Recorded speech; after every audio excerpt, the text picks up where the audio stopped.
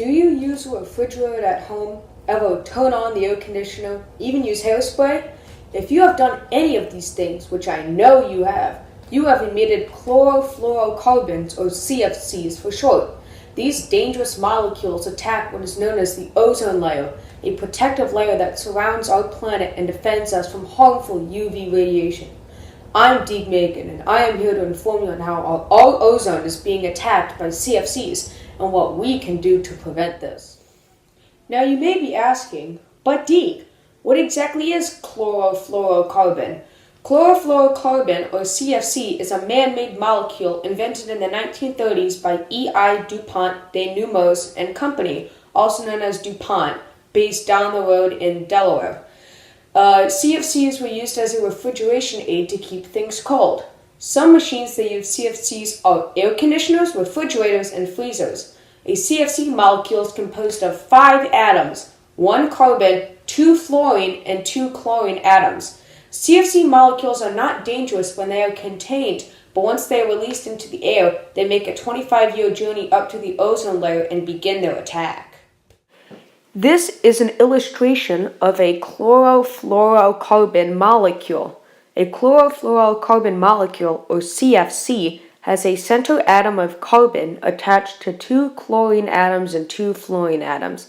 The atom that destroys the ozone layer and causes major problems to our environment is the 2 chlorine atoms.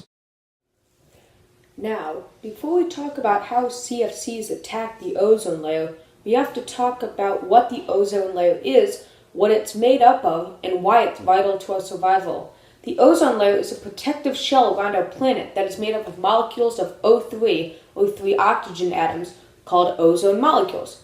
Ozone molecules bond around our entire planet, creating the ozone layer. The ozone layer is very important as it lets in sun energy to the planet's surface but keeps out deadly UV radiation. This process allows life on Earth. However, the ozone layer becomes damaged when it interacts with CFC molecules, causing holes in the ozone layer, which allows UV radiation to pass through to Earth. It's main event time, the showdown between the CFCs and the ozone molecules. As mentioned, the CFC molecules take 25 years to travel to the ozone layer. The UV radiation, which comes from the sun, breaks the CFC molecules into chlorine, fluorine, and carbon atoms. The chlorine atom then steals an oxygen atom from the ozone molecule to fill its valence shell, creating a molecule of O2, or just oxygen, and a molecule of chlorine oxygen, or ClO.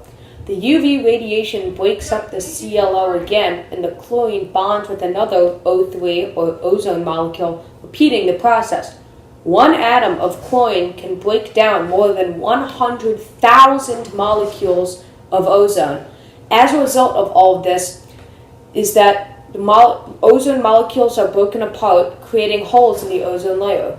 UV radiation can then travel through these holes and make its way to the Earth's surface. To help better understand how CFCs destroy ozone molecules, here is an illustration of how CFCs destroy ozone molecules. Chlorine atoms from CFCs take oxygen molecules from oxygen atoms in the ozone, which ends up destroying the ozone layer. You can see in step 1 a chlorine atom taking an oxygen atom from an ozone molecule made up of 3 oxygen atoms. When an oxygen molecule loses one of its oxygen atoms, it becomes a normal oxygen molecule that cannot defend against UV radiation. As you can see in step 2, UV radiation coming from sunlight penetrates and breaks apart chlorine oxygen molecules. The cycle then repeats with individual chlorine atoms taking oxygen atoms from ozone molecules. This cycle repeats 100,000 times for every chlorine atom, leaving big holes in our ozone layer as chlorine atoms destroy ozone molecules. These are photographs of the Earth's ozone layer above Antarctica in 1979 and 2008. In the 1979 photograph, the blue depicts damage to the ozone layer. The darker the blue, the more damage.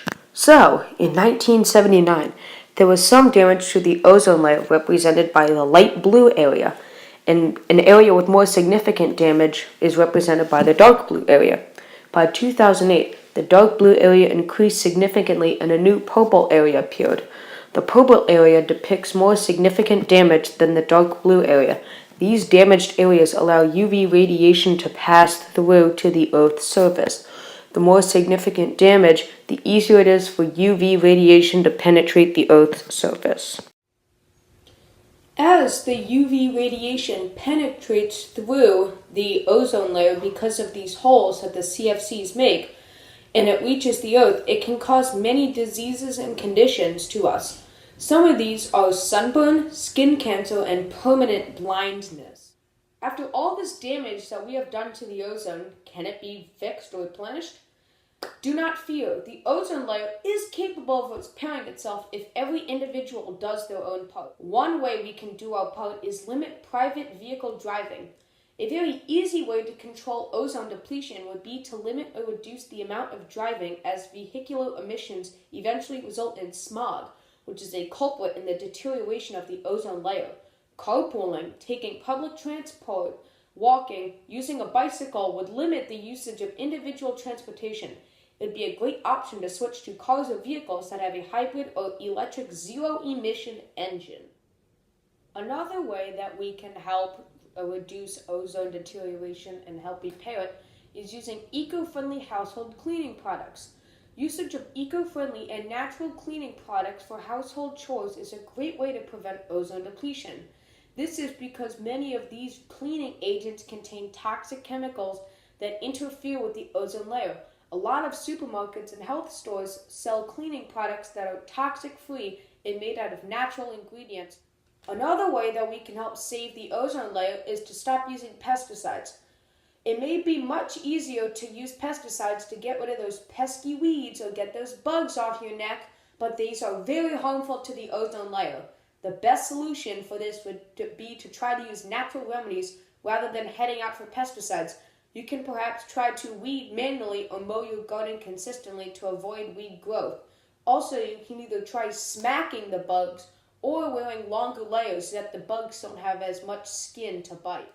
Now, it may seem scary that the ozone layer is deteriorating, and it is.